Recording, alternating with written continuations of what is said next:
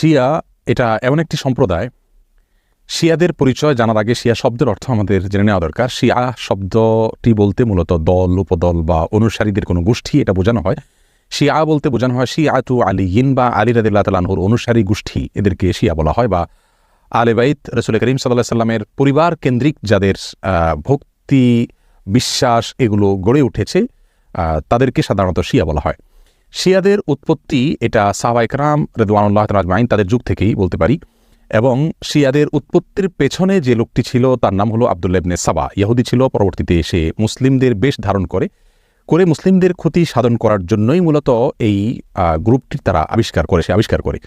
শিয়াদের সম্পর্কে আমাদের দেশের সাধারণ মুসলমানদের মধ্যে ধারণা খুবই কম। আমরা অনেকেই মনে করি মুসলিমদের মধ্যেই একটি সাধারণ দল শিয়া, অথচ শিয়াদের যে সমস্ত বিশ্বাস আছে সেই বিশ্বাসগুলো ইসলামের একেবারে মৌলিক বিশ্বাসগুলোর সাথে অনেকগুলো বিশ্বাস আছে যেগুলো সাংঘর্ষিক।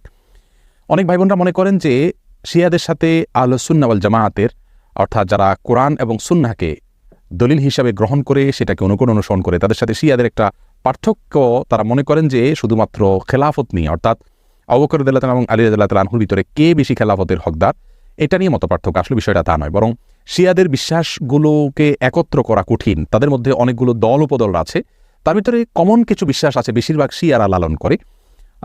তার ভিতরে একটি হলো তারা কালিমাতুত তাওহীদ আমরা যেটা বলি এটাকে যথেষ্ট মনে করে না। তারা মনে করে লা ইলাহা ইল্লাল্লাহ মুহাম্মাদুর রাসূলুল্লাহ এবং আলিয়্যুন ওয়ালিয়ুল্লাহ এটাও স্বীকৃতি দিতে হবে, মুখে উচ্চারণ করতে হবে, তারপর মানুষ মুসলিম হবে।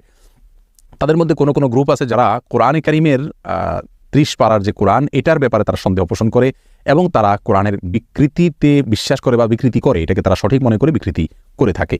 তাদের মধ্যে বড় অংশ বা সবচেয়ে বেশি অংশ বলা যেতে পারে, তারা প্রায় সবাই বলা যেতে পারে, তারা সাহাবীদেরকে সবাইকে, কয়েকজন বাদে আলী রাদিয়াল্লাহু তাআলা আনহু, আব্বাস রাদিয়াল্লাহু তাআলা আনহু সহ কয়েকজন বাদে হাসান হুসাইন, ফাতিমা রাদিয়াল্লাহু তাআলা আনহুম সহ আহলে বাইত যারা, তারা ছাড়া বাকিদেরকে তারা কাফের মনে করে এবং সাহাবীদেরকে গালমন্দ করাটা এটাকে তারা সওয়াবের কাজ মনে করে, ইবাদত মনে করে।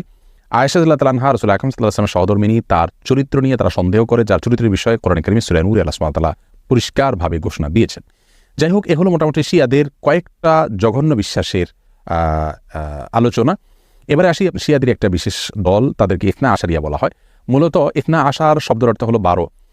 ইসনা আশারিয়া গ্রুপ বলতে শিয়াদের ওই গ্রুপকে বলা হয় যারা 12 জন ইমামে বিশ্বাস করে, অর্থাৎ যারা মনে করে যে 12 জন ইমাম আল্লাহর পক্ষ থেকে নির্ধারিত, তারা রাসূল করিম সাল্লাল্লাহু আলাইহি ওয়াসাল্লামের ওয়াফাতের পরে ধারা পরম্পরায় আসছেন এবং তাদের মধ্যে প্রথম ইমাম ছিলেন আলী রাদিয়াল্লাহু তাআলা আনহু এবং সর্বশেষ ইমাম ছিলেন মুহাম্মদ ইবনুল হাসান আল আসকারী।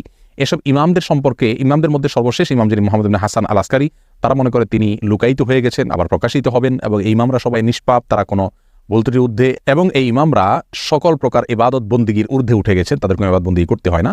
এই বিশ্বাসগুলো লালন করে থাকে ইসনা আশারিয়া গ্রুপ। শিয়াদের ব্যাপারে আমাদের ধারণা কি হবে, তাদেরকে আমরা কাফের বলবো কিনা? উত্তর হলো, শিয়াদের মধ্যে যারা আয়েশা রাদিয়াল্লাহু তাআলার চরিত্র নিয়ে সন্দেহ করে, কোরআনের ব্যাপারে যাদের সন্দেহ রয়েছে এবং বিকৃতি সাধন করে থাকে, এবং কেউ কেউ আছে রাসূল করিম সাল্লাল্লাহু আলাইহি ওয়াসাল্লামের রিসালাত নিয়েও সন্দেহ করে। তারা বলে যে জিবরিল ভুলে রাসূল করিম সাল্লাল্লাহু আলাইহি ওয়াসাল্লামের কাছে রিসালাত নিয়ে আসছিল মূলত আলী রাদিয়াল্লাহু তাআলার কাছে। এরকম আর অনেকগুলো বিশ্বাস লালন করে। এই সম্প্রদায়গুলোকে বা এইরকম বিশ্বাস লালনকারীদেরকে আমরা মুসলিম মনে করতে পারি না। তবে হ্যাঁ, তাদের মধ্যে অনেকগুলো গ্রুপ আছে যাদেরকে সরাসরি কাফের বলা যায় না, তাদের অনেকগুলো ভুল এবং ভ্রান্ত বিশ্বাস রয়েছে। এদের মধ্যে সবচাইতে সাধারণ, যেটা বিশ্বাসের দিক থেকে সবচাইতে তুলনামূলকভাবে কম জঘন্য বলা যেতে পারে, সেটা হলো আবু বকর রাদিয়াল্লাহু তাআলা চাইতে আলী রাদিয়াল্লাহু তাআলাকে খেলাফতের জন্য অধিক হকদার মনে করা। শিয়াদের অনেকগুলো ভ্রান্ত বিশ্বাস নিয়ে বিস্তারিত এবং বিশদ আলোচনা করা দরকার, তা না হলে তাদের বিষয়ে আমাদের ধারণা পরিষ্কার হবে না। একজন মুসলিম হিসাবে আমাদেরকে সঠিক ধারণা যেমন রাখতে হবে, তেমনিভাবে ইসলামের বিষয়ে কারা কি ভুল ধারণা লালন করে সেগুলো আমাদের জানতে হবে। কোরআন নিয়ে যারা সন্দেহ করে, সাহাবীদেরকে যারা গালমন্দ করে, সাহাবীদেরকে যারা কাফের মনে করে, এবং রাসূল করিম সাল্লাল্লাহু আলাইহি ওয়াসাল্লামের সহধর্মিণীর চরিত্র নিয়ে যারা সন্দেহ করে, কোরআনের বিকৃতি যারা সাধন করে, এদের ব্যাপারে আমাদের ধারণা কি হওয়া উচিত সেটা আমার মনে হয় যে কোনো সাধারণ দর্শক শ্রোতাই আমরা সহজেই সিদ্ধান্ত নিতে পারবো। আল্লাহ তাআলা আমাদের সকলকে সঠিকটা বুঝার তৌফিক দান করুন।